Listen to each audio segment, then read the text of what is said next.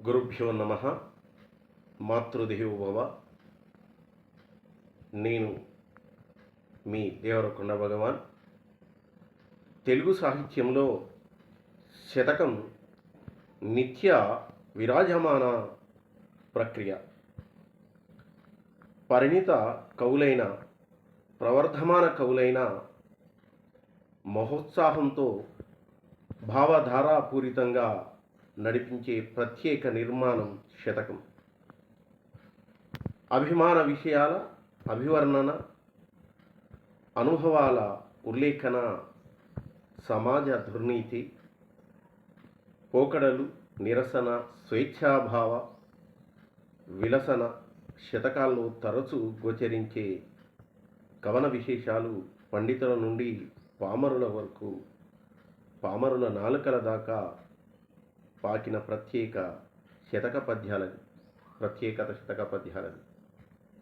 అలాంటి శతకాలు రాసినటువంటి వారు 11వ శతాబ్దం నుండి ఇప్పటి వరకు ఎందరెందరో. అందులో తెలంగాణ కవులలో పాలకుర్తి సోమనాథుంది ప్రత్యేకమైనటువంటి శైలి.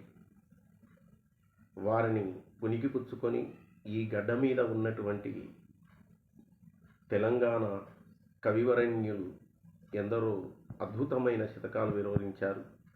అందులో నుండి యువ కవులు గడ్డం లక్ష్మయ్య గారు రాసినటువంటి మహాసరస్వతి శతకంలోని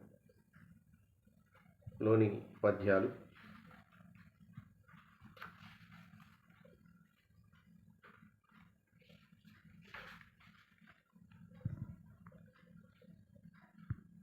కలగమరాల వాహనము కచ్చపి హస్తమునందు వేదముల్ తలతల కాంతులీను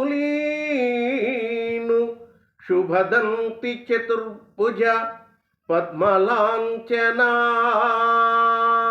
గలమున మంజురాగములు కావ్యములన్ కలమందు చేర్చు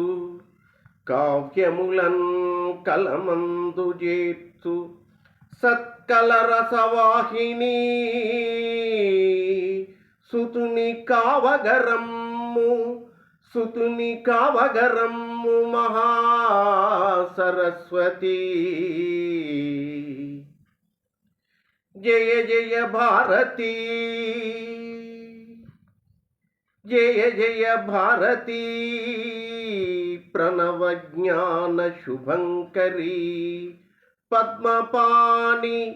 జయ జనయిత్రీ దివ్య కళాచంద్ర చతుర్ముఖురాణి పావని. జయ జయ హే స్వరాగ్ని సువిశాల మనోహర సుస్వరార్చిత. జయ గుణ సాహితీ సదన జాగృతవాణి మహాసరస్వతి అంటూ వారి రాసిన సరస్వతి శతకం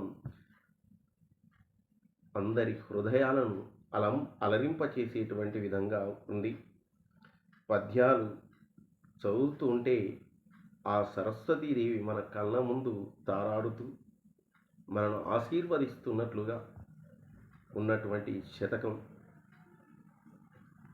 వారికి ఈ శతకం అమ్మవారి అనుగ్రహంగా పరిడవిల్లిందని నేను భావిస్తున్నాను.